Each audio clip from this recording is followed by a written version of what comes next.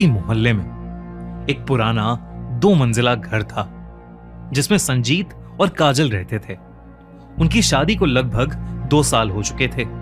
उनकी जिंदगी बहुत शांति और प्यार से भरी हुई थी, लेकिन शादी के कुछ साल बाद संजीत ने महसूस किया कि काजल में धीरे धीरे एक अजीब सा बदलाव आ रहा है।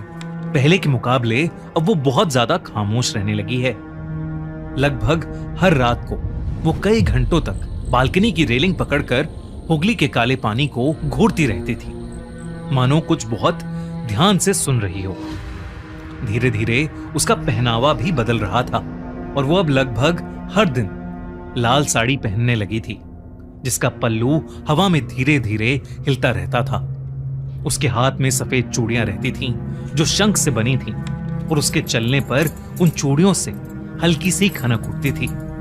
साथ ही साथ काजल, जिसको मछली कुछ खास पसंद नहीं होती थी, वो अब हर दिन ढेर सारी मछली भी खाने लगी थी। और अगर किसी दिन संजीत मछली लाना भूल जाता तो वो उससे मछली लाने की जिद करती और उसे जबरदस्ती वापस भेज देती थी। संजीत को समझ नहीं आ रहा था कि काजल को अचानक से हो क्या गया है। एक रात जब संजीत सो रहा था तो उसे ऐसा लगा कि जैसे कोई उसके कंधे को चबा रहा है।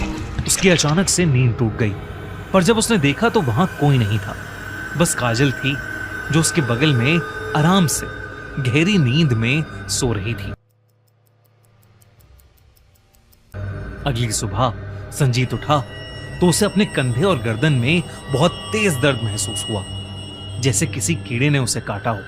उसने देखा तो उसके कंधे और गर्दन पर गहरे दांतों के निशान थे, जिसे देखकर वो घबरा गया।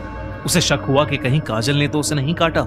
संजीत को अब अपनी वाइफ काजल की हरकतों से डर लगने लगा था। एक रात संजीत की नींद अचानक से टूट गई जब उसने किचन से एक डरावनी और अजीब सी आवाज सुनी, जैसे कोई जानवर कुछ चबा रहा हो। काजल बेड पर नहीं थी। संजीत उठा और काजल का नाम पुकारते हुए किचन की तरफ गया। पूरा घर अंधेरे में डूबा हुआ था और सिर्फ फ्रिज की हल्की सी रोशनी में थोड़ा सा किचन दिख रहा था। जैसे ही वो दरवाजे के पास पहुंचा, उसकी आंखें फटी रह गईं।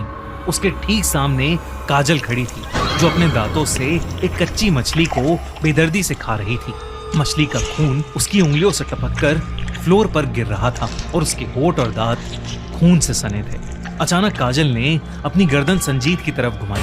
उसकी आंखें एकदम लाल थीं।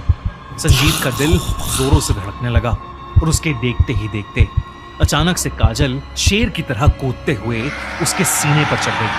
संजीत नीचे गिर गया